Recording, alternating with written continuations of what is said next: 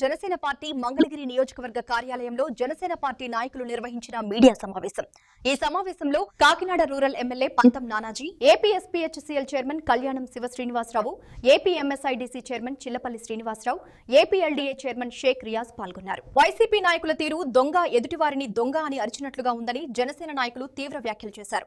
SIT విచారణలో తిరుమల లడ్డూ కల్తీ జరిగిందని, నివేదిక వచ్చినప్పటికీ జంతు కొవ్వు లేదని వైసీపీ నాయకులు సిగ్గులేని మాటలు మాట్లాడుతున్నారని విమర్శించారు. వైసీపీ నాయకుల అహంకారానికి రాష్ట్ర ప్రజలు 11 సీట్లకే పరిమితం చేశారని, రాబోయే ఎన్నికల్లో 1 సీటుకే పరిమితం అవుతుందని జనసేన నేతలు హెచ్చరించారు. తిరుమల ప్రసాదం లడ్డూ రసాయనాలతో పవిత్రమైందని, దానికి పాప ప్రక్షాళనగా పవన్ కళ్యాణ్ శుద్ధి చేశారని తెలిపారు. అయినా కూడా వైఎస్సీపీ నాయకులు వక్రబుద్ధితో తప్పుడు ప్రచారం చేస్తూ ప్రజలను తప్పుదోవ పట్టిస్తున్నారని అన్నారు. వైఎస్సీపీ పార్టీ కామెంట్లతో దూషణలతో నిండిపోయిన పార్టీగా మారిందని, అంబటి రాంబాబు నోటికొచ్చినట్టు మాట్లాడి కాపు కులాన్ని ఆపాదిస్తున్నారని మండిపడ్డారు. కాపు కులం కోసం అంబటి రాంబాబు గాని, ముద్రగడ పద్మనాభం గాని ఏం చేశారో చెప్పాలని ప్రశ్నించారు. వైఎస్సీపీలో ఉన్న కొంతమంది నాయకులు కులాలు మతాలు మధ్య గొడవలు రేపి రాష్ట్రంలో భయానక వాతావరణం సృష్టించాలని చూస్తున్నారని ఆరోపించారు. జనసేన పార్టీ క్రమశిక్షణకు కట్టుబడి పనిచేసే పార్టీ అని, బూతులు తిట్టడం తమకు తెలుసు, కానీ పార్టీ అధ్యక్షుడు పవన్ కళ్యాణ్ ఎప్పుడూ క్రమశిక్షణను మించిన రాజకీయాలను అనుమతించరని స్పష్టం చేశారు. ఇప్పటికైనా వైఎస్సీపీ నాయకులు బూతులు రెచ్చగొట్టే వ్యాఖ్యలు మానుకోవాలని జనసేన నేతలు సూచించారు. ఇవాళ రాష్ట్రంలో జరుగుతున్నటువంటి పరిణామాలు చూస్తుంటే దొంగని అరుస్తున్న పరిణామాలు అయితే కనపడతా ఉన్నాయి. 60 లక్షల లీటర్ల నెయ్యిని కల్తీ నెయ్యి ఇచ్చితే, అలాగే SIT national dairy development board కూడా అది నెయ్యి కాదు, దాంట్లో పాలు లేవు, పెరుగు లేవు, ఇది ఒక రసాయనాలతో చేసినట్టు చెప్పి పరిపూర్ణమైన ఒక తీర్పు ఇచ్చి జడ్జిమెంట్ ఇస్తే, దాన్ని ఇవాళ ఏమంటారు, దాంట్లో కొవ్వు లేదు కదా అన్న. అంటే రసాయనాలు దేని నుంచి వచ్చాయి? ఆ రసాయనాలే కొవ్వు నుంచి వచ్చాయి. దానికి కొవ్వు ఉందని చెప్పలేదు కదా. అంటే అది చిన్నపిల్లడు స్కూల్ ఆటలా కదా, చిన్న పాత్ర మాది లేదు కదా అన్నట్టు, కొవ్వు లేదు కదా, కలిసి ఉంది కదా అని చెప్పడం కరెక్ట్ కాదు. అది కూడా ఇవాళ పూర్తి స్థాయి రిపోర్ట్ పూర్తిగా అందిన తర్వాత ఎంత శాతం కొవ్వు ఉంది, ఏ జంతువు కొవ్వు ఉందని అన్ని వివరాలు ఆ రసాయనాల్లో ఏమున్నాయో త్వరలోనే రాబోతా ఉన్నాయి.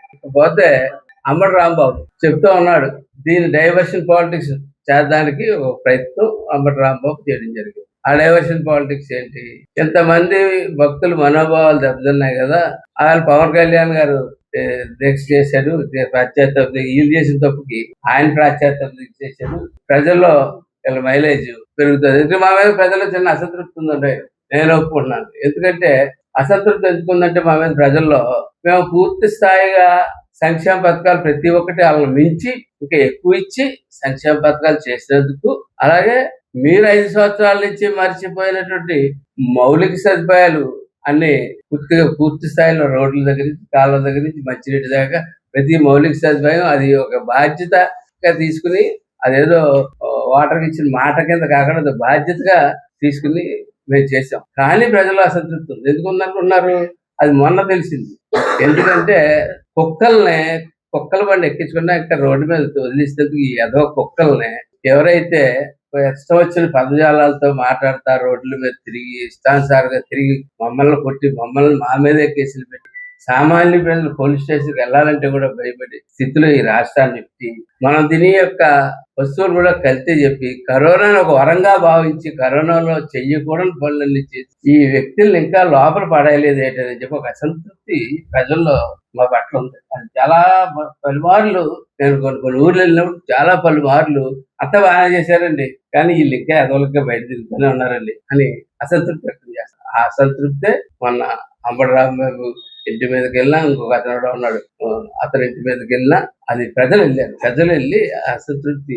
ఎందుకంటే చక్కటి పరిపాలన ముఖ్యమంత్రి ముఖ్యమంత్రి లేని నోటుకు వచ్చినట్టు లంజా గొడగా గింజా గొడగా అని మాటలు మాట్లాడితే లంజా గొడగలారా మేము అనలేమా అని మేము అనం. అటువంటి మాట మా నోట్లోంచి రావు కాబట్టి మీరు బతికిపోతా ఉన్నారు అని చెప్పి నేను తెలియజేస్తాను. ఈ లోపల ఇంకొకళ్ళు వేసింది కిల్లంపూడిని, అది ఎప్పుడో పోయింది.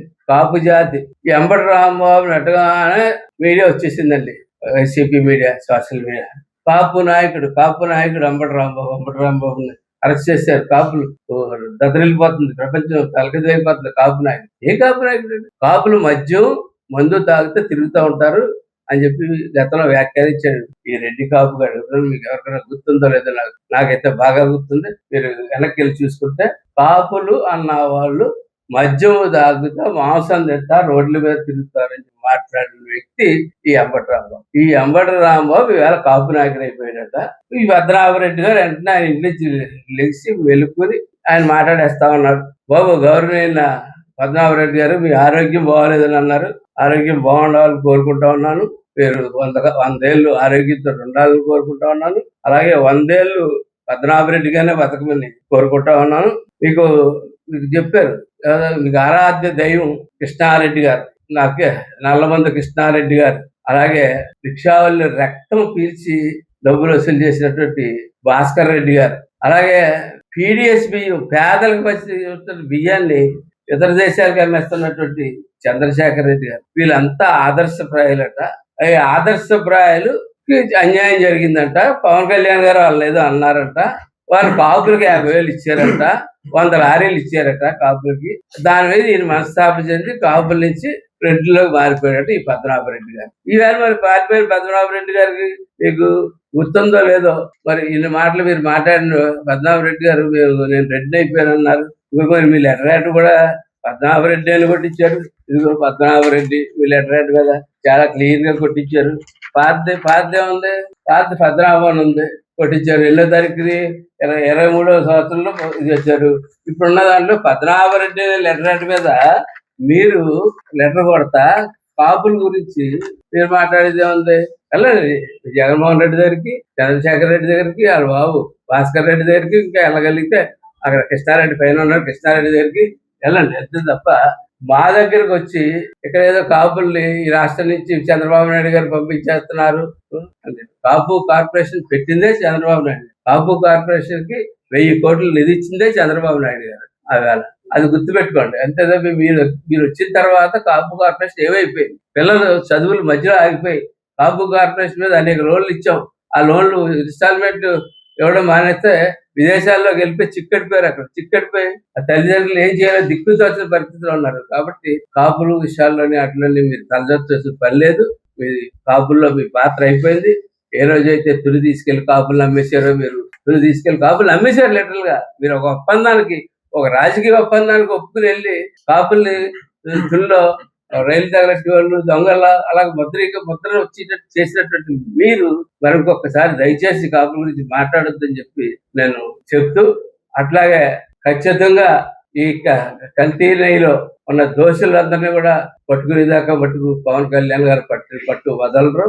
ఎట్టి పరిస్థితుల్లో నిన్న మా ఇంటర్నల్ మీటింగ్ లో కూడా ఆయన చెప్పారు, ఎట్టి పరిస్థితుల్లోని దీని మీద ప్రతి ఒక్కరు కూడా స్పందించాలి, ముందుకు తీసుకెళ్లాలని చెప్పి దీని ఎట్టి పరిస్థితుల్లో దొంగలు అరెస్ట్ చేసేదాకా మటుకు ఈ కూటమి ప్రభుత్వం ఎట్టి పరిస్థితుల్లో వదలని చెప్పి తెలియజేసుకుంటూ, ఇంకొకసారి ఇలాంటి మాటలు కానీ పెట్టి బెదిరిద్దామని ఈవేళ పెట్టుబడులు తెస్తా ఉన్నారు.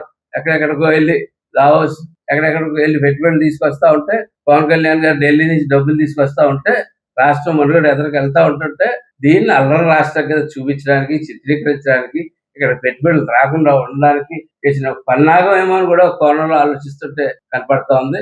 అటువంటి పన్నాగాల్ని పడినామని చెప్పి నేను తెలియజేసి అందరికీ నమస్కారం అండి. జనసేన పార్టీ అధ్యక్షులు, రాష్ట్ర డిప్యూటీ సీఎం గౌరవనీయులు పవన్ కళ్యాణ్ గారు ఏదైతే ఆ రోజు ప్రతిపక్షంలో ఇక్కడ లడ్డూలో కల్తీ జరుగుతుంది అని చెప్పి ఆయన విన్నవించిన క్రమంలో ఏదైతే అధికారంలోకి వచ్చిన తర్వాత ఆయన సిట్ దర్యాప్తును అనుసరించి ఇది తప్పు జరిగింది, 2019-24 క్రమంలో తప్పు జరిగింది వాళ్ళ పరిపాలనలో, క్షమించమని చెప్పి ఆయన ప్రాయశ్చిత్త దీక్ష చేసి రాష్ట్ర ప్రజల తరఫున, అలాగే ఏదైతే తప్పు చేశారో దోషుల తరఫున కూడా ప్రాయశ్చిత్త దీక్ష చేసిన పరిస్థితి పవన్ కళ్యాణ్. ఈ రోజున సిట్ లో కూడా తేలి అంతా కూడా జంతువుల అవశేషాలతో, రసాయనాలు అంటున్నారు, రసాయనాలు ఎలా తయారవుతాయండి? జంతువుల అవశేషాలతోనే కదా. అంటే అవన్నీ ఒక సెన్సిటివ్ పాయింట్. ఇంకా హిందువుల మనోభావాలు దెబ్బతినకుండా ఉండడం కోసం ఇలాంటి సెన్సిటివ్ పాయింట్ చక్కగా చెప్తా ఉంటే, మీరు దాన్ని ఏదో దొంగ అని చెప్పి పరిచినట్లుగా మీరు చేస్తా ఉన్నారు. ఈ రోజు నిజంగా ఇది చూస్తా ఉంటే, ఆ రోజు మా అధ్యక్షుడు అసలు ఇవన్నీ చూసే చెలించిపోయి తనను తాను తగ్గించుకొని కూటమి ధర్మం కాపాడాలి, రాష్ట్ర భవిష్యత్తుని కాపాడాలి, వీళ్ళు ఇంత దారుణంగా చేస్తా ఉన్నారని చెప్పి కూటమి ధర్మాన్ని కాపాడి ఈ రోజున రాష్ట్రంలో గాని కేంద్రంలో గాని అధికారంలో భాగస్వామి. ఈ రోజు ఇంకా కూడా మీరు చెలరేగిపోతా తప్పు చేయలేదు, తప్పు చేశారు. నిజంగా ఆ భగవంతుడు వెంకటేశ్వర స్వామి మీద కూడా మీరు భయం లేకుండా తప్పు చేసి ఈ రోజుకి ఇంకా మేము తప్పు చేయలేదు అని చెప్పి చాలా అడ్డదిడ్డంగా మాట్లాడి, అదేమంటే నోటికి ఏదొస్తే అది ఒక ముఖ్యమంత్రి గాని, ఒక డిప్యూటీ సీఎం గాని వాళ్ళకు గౌరవించే పద్ధతి కూడా లేకుండా జనాలతో రెచ్చగొట్టి కులాల కుంపులాట్లు, ఏదో కులాలని కంటరాయటం ఇవన్నీ చేస్తా ఉంటున్నారు. నిజంగా మా అధ్యక్షుడు పార్టీ పెట్టిందే జాతీయ భావంతో, ఒక జాతీయ భావంతో పార్టీ పెట్టేసారు. పార్టీ ఎక్కడా కూడా మా పార్టీలో కానీ ఎక్కడా కూడా కులాలతో ఆయన ఇచ్చేయట్లేదు. మీరు ఎందుకు ఇలా చేస్తా ఉన్నారు అంటే శాశ్వతంగా ప్రజలు మిమ్మల్ని నమ్మకుండా వెళ్ళిపోతారు. ఎందుకంటే ఈ రోజున రెచ్చగొట్టి రకరకాల వాళ్ళని, ఒక బీసీ సోదరుని రెచ్చగొడుతున్నారు, కాపు సోదరుని రెచ్చగొడుతున్నారు. అంటే ఇది ఎక్కడికి వెళ్ళిపోతా ఉంది? ఇది చాలా తప్పు అని చెప్పి నేను చెప్తా ఉన్నాను. ఎందుకంటే చాలా దారుణాన్ని కూడా కడతా ఉన్నారు. మీరు ఎంతసేపటికి దాదాపు 60 లక్షల టన్నులు నెయ్యి వాడితే దాంట్లో 58 లక్షలు టన్నులు పామాయిల్ కొని, ఆ పామాయిల్ ఎవరి దగ్గర కొన్నారనేది కూడా డీటెయిల్స్ ఇస్తే దాదాపు 2 లక్షల టన్నులు రసాయనాలు కలిసినాయి. రసాయనాలు దేంతో తయారు? ఇవన్నీ ఇంత దారుణంగా ఓపెన్ గా చెప్తా ఉంటే ఇంకా ఇంకా ఇంకా మీరు చెప్తా ఉన్నారు. పవన్ కళ్యాణ్ గారు ఒకటే చెప్తారు, తన మతాన్ని గౌరవించి తన మతాన్ని పాటించి పరమతాన్ని గౌరవించు అని చెప్పి ఎప్పుడు చెప్తా ఉంటారు. అందరినీ గౌరవించి ఆంధ్ర రాష్ట్ర భవిష్యత్తు బాగుండాలి, ఆంధ్ర రాష్ట్ర ప్రజలు బాగుండాలి. ఎందుకంటే ప్రపంచం మొత్తం కూడా వెంకటేశ్వర స్వామి కొనియాడుతా ఉంటారు, ఆయన ఆచరిస్తూ ఉంటారు. కానీ అలాంటి వెంకటేశ్వర స్వామి పెట్టే నైవేద్యంలో కూడా మీరు ఎక్కడ వ్యాపారాలు చేసి, అలాగే పేద ప్రజల ఆరోగ్యంతో కూడా వ్యాపారాలు చేసి మీరు ఎంత దారుణాన్ని కొడికెత్తి ఈ రోజు 11 సీట్లు పరిమితి అయినా కూడా ఇంకా మీకు బుద్ధి రావట్లేదంటే అసలు మేము ఎలా ఏ పదాలతో మిమ్మల్ని మాట్లాడాలో కూడా మాకు అర్థం. నేను మా పవన్ కళ్యాణ్ గారు ఎప్పుడు కూడా క్రమశిక్షణ, ఒక పద్ధతి, ఒక ఇది ఉండాలని చెప్పి మాకు ఎప్పుడు చెప్తాం. మీరు అసలు రెచ్చగొట్టే ధోరణి, మీరు ఇక్కడ ప్యాలెస్ లో కూర్చొని మీ వాళ్ళని రెచ్చగొట్టి కులాలతో కుమ్ములాట్లేదు. అసలు ఏంటంటే ఆ భాష అంటే మా వాళ్ళకి రావా? మీరు దానికి మళ్ళీ పెద్ద ఎత్తున మమ్మల్ని కొట్టారు, తిట్టారు అని చెప్పి మాట్లాడుతున్నారు. అంత పబ్లిక్ లో అంత దారుణంగా మీరు రకరకాలుగా అంత పెద్ద స్థాయి వ్యక్తిని, ఒక ముఖ్యమంత్రి స్థాయి వ్యక్తిని మీరు అట్లా మాట్లాడుతుంటే ఇంకా ఎక్కడుంది రాజకీయ ప్రజాస్వామ్యం అని చెప్పి మాకు అనిపిస్తా ఉంది. నిజంగా ఈ వేదంతో ఈ రోజు మేము చెప్తా ఉన్నాం, ఇది చాలా తప్పు అని చెప్పి మేము తీవ్రంగా ఖండిస్తా ఉన్నాం.